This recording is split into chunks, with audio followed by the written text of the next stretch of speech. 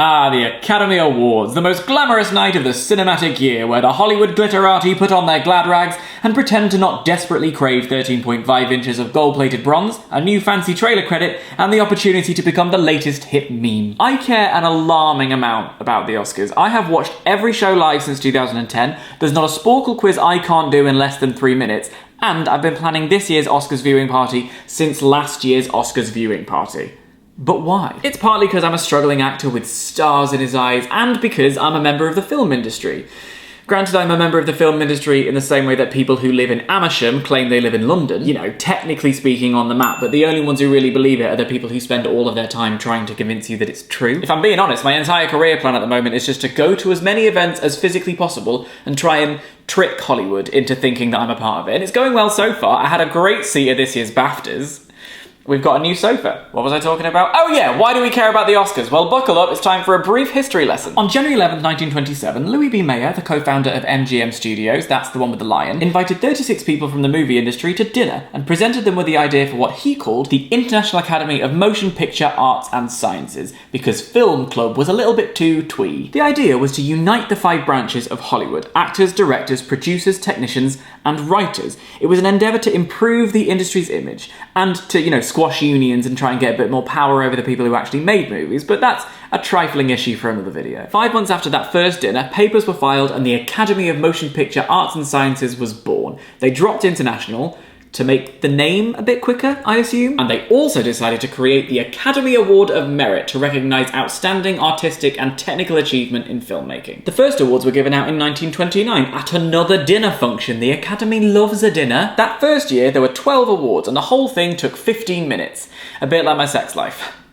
Does that joke work? Structurally, does that joke work? There's no one there, I'm just alone. In the 93 years since the Academy's creation, the 5 original branches have expanded to 17, and there are now 24 awards categories. Nowadays, there's an abundance of awards celebrating motion pictures, and the awards season actually starts as early as November, and I suppose if you count film festivals, it's even longer. But whenever you consider to be the official start of awards season, it always culminates with the Oscars. And sure, you can point out how silly the notion of awarding a best anything in a subjective medium actually is, and we must also consider the fact that the pool of films the Academy chooses from compared to the ocean of all movies is about as big as this beverage. But while I understand those arguments, when you break it down, I think there's simply something about the old Hollywood magic of the Oscars that sustains it above all of the others. Yeah, you think I'm dry and cynical, but I'm a basic bitch. I love the kitsch. That right. I'd also like to take a sec here and acknowledge the entirely valid criticism of the lack of diversity in the nominations this year. Cynthia Erivo for Harriet is the only actor of colour nominated. And it's not like there weren't options. I mean, this year alone we've seen incredible performances from Lupita Nyong'o, Eddie Murphy, Awkwafina, the entire cast of Parasite, and my girl. And that lack of ethnic diversity is felt across the Academy alongside an astonishing gender imbalance. And again, that conversation is particularly frustrating when there is a long list of outstanding work by women this year. And it does get even more annoying when doing research for this video, you find a clip of Barbara Streisand talking about how the Academy was brilliant for celebrating women in film that year, but she hoped that soon it would be unnecessary because women would just have an equal voice, no questions asked. A time when there couldn't possibly be a year of the woman, because there will be so many in prominent positions. And that video is 27 years old. It's worth noting the Academy have been taking steps to fix this problem within the membership, trying to diversify voices across all branches.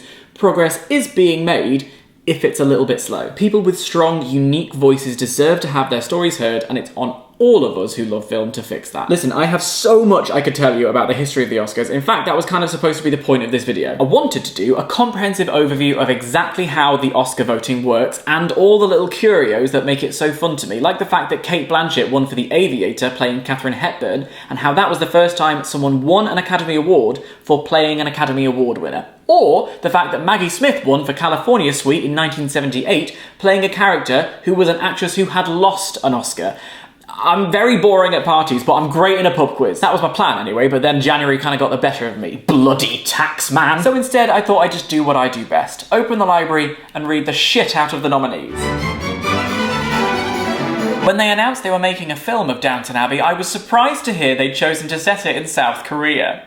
It came out today, you probably haven't had a chance to see it yet. Trust me, that joke is very funny. Parasite is the story of a poor family who use their wit and cunning to con their way into a rich family's home. It's an artful black comedy thriller and what the Tories call evidence. It's a mark of how good this film is that you don't mind that the symbolism is a little bit on the nose. The Kim family live in a semi-basement apartment. They literally live below the line. Set out my stall, I loved this film. If I was an Oscar voter, it would be right at the top of my ballot. It is beautiful. The production design, the cinematography, costuming, just gorgeous. If you could date a movie, this one would have rejected me in favour of my more attractive friend. A sweeping epic, a tale told over 6 generations with a marquee cast helmed by a true icon of cinema. Pacino, De Niro, Pesci, Scorsese, all strong Irish names. The Irishman is the story of Frank Sheeran, a truck driver turned mob hitman working alongside notorious Teamster Jimmy Hoffa. Funded by Netflix and with a running time of 3.5 hours, it's a real testament to what can happen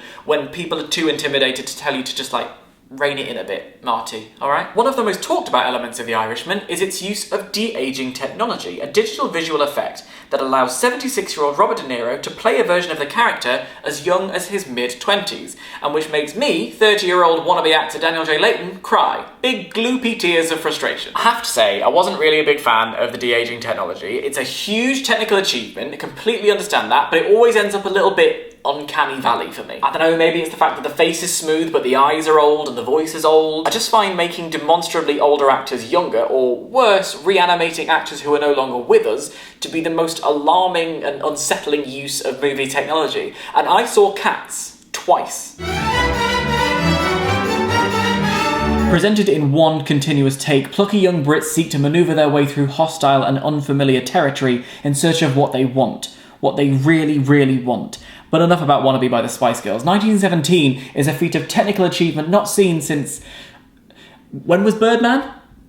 There's still no one there. When I saw 1917, there was a moment that made me sit back in my seat and just let the tears cascade down my face purely out of astonishment for what was possible with cinema. It is a film that demands to be seen in a movie theatre on the biggest screen possible. So I look forward to withering in my seat when I fly to Orlando in September and the chap across the aisle from me puts it on as a triple bill with Gravity and The Revenant. Genuinely happened. The guy across from me watches The Revenant on a tiny plane screen. Meanwhile, I'm watching The Intern by Anne Hathaway. Perfect plane movie, by the way. There are some films that are improved by altitude. I've got very strong feelings about this. Have we got time to talk about that? We have to move on. We're on a schedule. There's no one there. I'll be honest, I don't have many jokes for this one. Not good ones, anyway. I tried writing some about feet, but they just didn't have any soul to them. Do you see what I mean? While writing this video, I literally googled Quentin Tarantino foot fetish. That's in my history now. Fine. I'm definitely not the first person to note that a large number of the Best Picture nominees this year feature excessive violence perpetrated by white men. And as you might have noticed, the Academy loves to award violent films. War films, gangster films, crime films. The Hurt Locker. The Departed. Godfather. And when asked why, voters came up with a very simple answer. Because it's so much fun, Chan. Get it? A film written and directed by an independent artist about an actor and a director struggling through their divorce while splitting time between New York and Los Angeles. It's hard to see why the Academy is so keen on Marriage Story. There's a lot to like about Noah Baumbach's tender and heartbreaking out-of-love story, not least of which is his use of cinematic parallels pointing to previous works of art. Scarlett Johansson achieved a Best Actress nomination for what I considered a nuanced and astonishingly restrained performance. She exudes a gentle patience that you just know masks a nervously pounding heart and emotions that are ready to bubble over any second, and she does it all while sporting my haircut from 1998. Meanwhile, Adam Driver appears to have dropped all of his scripts over breakfast while rehearsing that morning and accidentally picked up a couple of lines of Star Wars dialogue. Do not compare me to my father! But I think my favourite element of the film is the surprising use of song, with both of the characters at one point performing Stephen Sondheim numbers. Speaking of which... So there's a scene in Joker. It's a pivotal scene where Arthur Fleck is on a subway being harassed by these city slickers. I think it's supposed to be insinuated that they're a bit inebriated, and I can't stress how stereotypical, city banker lads they are. Anyway, at one point, one of the guys decides to sing Send in the Clowns from A Little Night Music as a way of taunting Arthur. And fine, okay, you're going for a particular style in your movie, and it's terribly vogue to repurpose famous songs from other media in movies these days. And this one has clowns in the title, and Arthur/Joker is a clown. Do you see? But it really rankled me because, and I know I shouldn't stereotype, but you want me to believe that these city banker wankers are so well versed in Stephen Sondheim that their preferred method of bullying is to break out into a melancholy ballad about the folly of youth and lost love seen through the eyes of a spinster. Sure. If I think about it, and I really have to think about it, my favourite part of Joker was the credits. Excuse me, I've got a problem. These aren't Little Women, they're perfectly normal sized.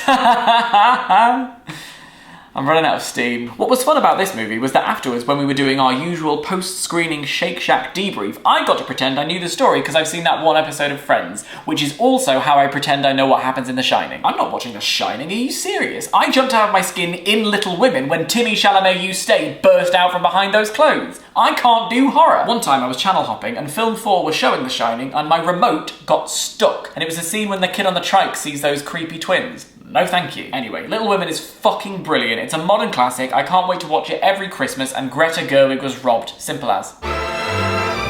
Ford vs Ferrari is also nominated. I've got nothing. I think they nominated this film because everyone still fancies Matt Damon a bit and they're all scared of Christian Bale, so... Tell a lie, I do have one bit. My line about Ford v Ferrari is that it's an excellent hour-and-a-half movie stretched into 2.5 hours. The shade of it all. And Jojo Rabbit. I'm leaving space because I want you to do the jokes for me. I'm so tired. Jojo Rabbit is a sideways look at Nazi Germany and its persecution of Jewish people. The film artfully skirts controversy because Taika is really funny and that kid is cute as fuck. That's so reductive. The film is far more complex than that. But it's 2020, isn't it? We don't give out points for nuance anymore. Quite the opposite. We did it! All the Best Picture nominees! Go us! And if you're watching the ceremony on Sunday, why don't you tweet along with me? But remember, slow release carbohydrates. It's a fucking slog.